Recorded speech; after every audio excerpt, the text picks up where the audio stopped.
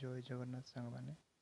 ଆଜିର ଏହି ଭିଡ଼ିଓରେ ଆପଣମାନେ ସିଏମ୍ କିଷାନ ଯୋଜନାରେ ଆପଣଙ୍କ ନାମ କେମିତି ଦେଖିବେ। ଆପଣ ଯଦି ଜଣେ ଚାଷୀ ହେଇଥିବେ ତ ଆପଣ ପ୍ରଥମେ ପୂର୍ବରୁ କାଳିଆ ଯୋଜନାରେ ପଇସା ପାଉଥିବେ, ତ ଆପଣଙ୍କ ନାମ କେମିତି ସିଏମ୍ ଯୋଜନାରେ ଚେକ୍ କରିବେ।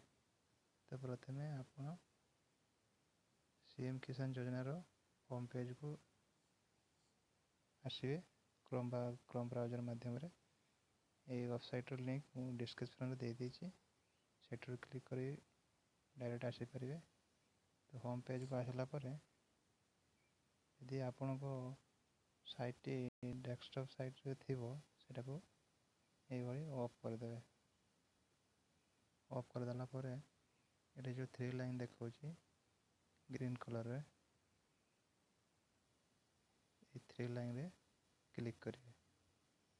3 ଲାଇନ୍ରେ କ୍ଲିକ୍ କଲା ପରେ ଏଠି ଗୋଟେ ଅପସନ୍ ଅଛି ହିତାଧିକାରୀ ତାଲିକା, ସେଇଥିରେ କ୍ଲିକ୍ କରିବେ। ଏଠି ଦୁଇଟା ଅପସନ୍ ବାହାରୁଛି, PM କିଷାନ ଆଉ CM କିଷାନ। CM କିଷାନରେ କ୍ଲିକ୍ କରିବେ।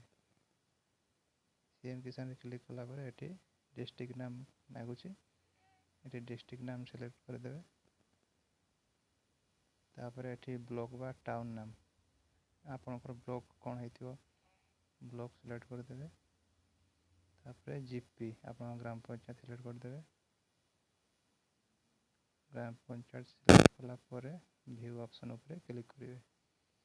ଏଠି ଦେଖିପାରୁଥିବେ ଆପଣଙ୍କ ଗ୍ରାମ ପଞ୍ଚାୟତ ସାଇଟ୍ରେ ଆପଣଙ୍କ ଗ୍ରାମ ପଞ୍ଚାୟତ ନାମ ବାହାରିବ। ତା ସାଇଟ୍ରେ ଏଠି ଡାଉନଲୋଡ଼ SMF ମାନେ କ୍ଷୁଦ୍ର ଚାଷୀ ଲିଷ୍ଟ, ଏଇ ରେଡ୍ କଲର୍ PDF ଦେଇଛି, ସେଇଥିରେ କ୍ଲିକ୍ କଲେ ପୁରାପୁରି ଲିଷ୍ଟ ବାହାରିଯିବ। ଆପଣଙ୍କ ପଞ୍ଚାୟତରେ ଯେତେ ସିଏମ୍ କିଷାନରେ ନାମ ଅଛି କ୍ଷୁଦ୍ର ନାମ ଚାଷୀ ପାଇଁ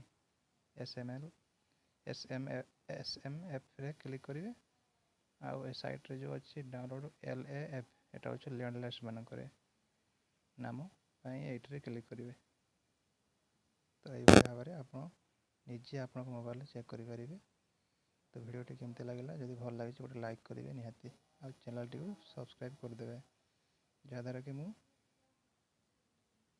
ଆହୁରି ଭିଡ଼ିଓ ଏମିତି ପକାଇଲେ ଆପଣମାନଙ୍କ ପାଖକୁ ପ୍ରଥମେ ନୋଟିଫିକେସନ୍ ଯିବ।